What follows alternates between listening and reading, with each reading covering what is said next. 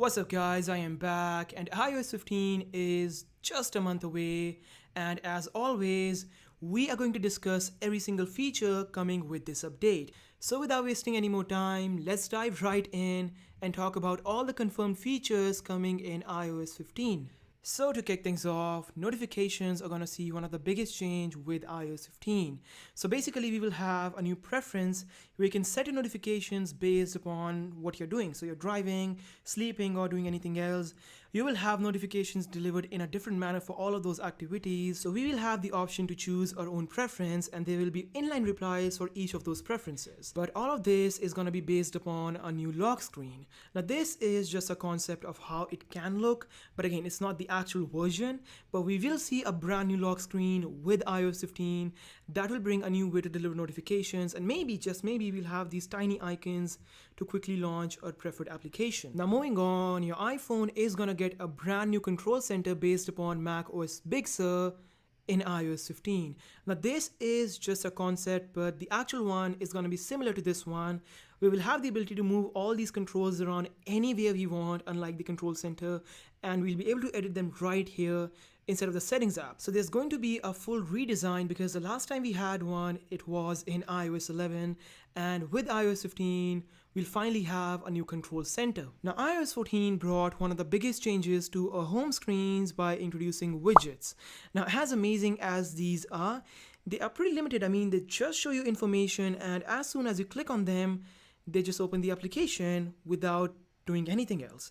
So iOS 15 is going to bring interactive widgets where you can do things with the widgets instead of just going inside the application. So basically we will have some functionality like changing the track or playing the music or pausing it, or simply taking a quick note with a notes widget on the home screen without going inside the application. Now again, we don't know which applications will get this, but it is coming to some extent. But the biggest news is for iPad OS users, because with iPad OS 15, you'll finally have the ability to place a widget anywhere on the home screen, which was not available up until now. So you'll be able to place a widget anywhere you want on the home screen of your iPad in iPad OS 15, which is a great news for all the iPad users. Now iMessage is also going to get a bunch of changes with iOS 15, basically to compete with WhatsApp.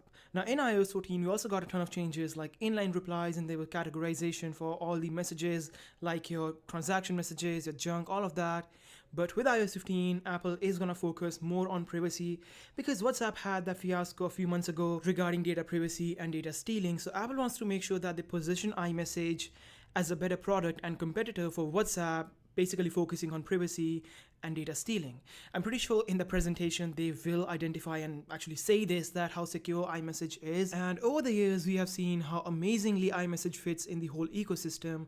So all of this is great news. Now talking about privacy, iOS 15 is going to see a lot of privacy improvements over iOS 14. Now iOS 14 was a big step up, but iOS 15 is going to take it even further. So basically there's going to be a new section showing you which application is collecting what kind of information and how they're getting it. So you'll have a full report of all of that in that very setting right on your phone to better analyze and understand how they get your information. Now iOS 14 was the first time that we were able to select a default application. So basically you were able to select a default browser, mail client, or even a music app. So whenever you play music or click on a link, that default app will be open, but it still is pretty limited to only 3 or 4 options and 3 or 4 applications. So basically iOS 15 is going to extend that to other things like, a default calendar, a default photo client, and all of that. Now we still don't know which applications will be getting this, but there are going to be more default applications to choose from in iOS 15, which will be a pretty interesting move. Now as amazing as Siri is, it still is far behind the competition, and iOS 15 is going to address that with some improvements.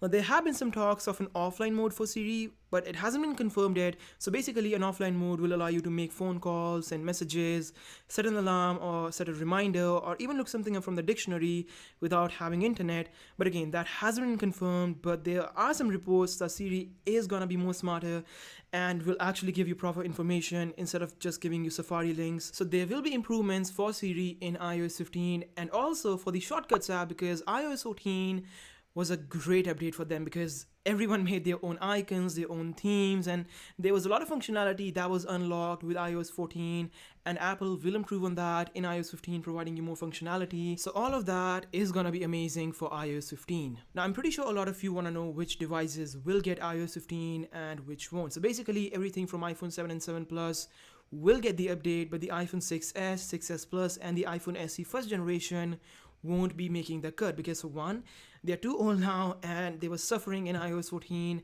and I don't think Apple is gonna continue them with iOS 15. So everything from iPhone 7 and 7 Plus above will get the update.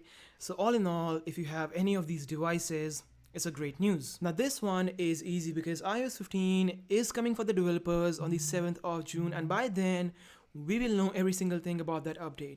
Now for the public release, it is gonna be in the 3rd or the 4th week of September, so still far away, but if you want to, you can test the public beta versions, which will drop next month. So that is pretty much it. I hope you all enjoyed the video, and if you did, give it a big thumbs up, and stay tuned for more because a lot of iOS 15 coverage is coming really soon, so stay tuned, and as always, please like, comment, and subscribe. Peace.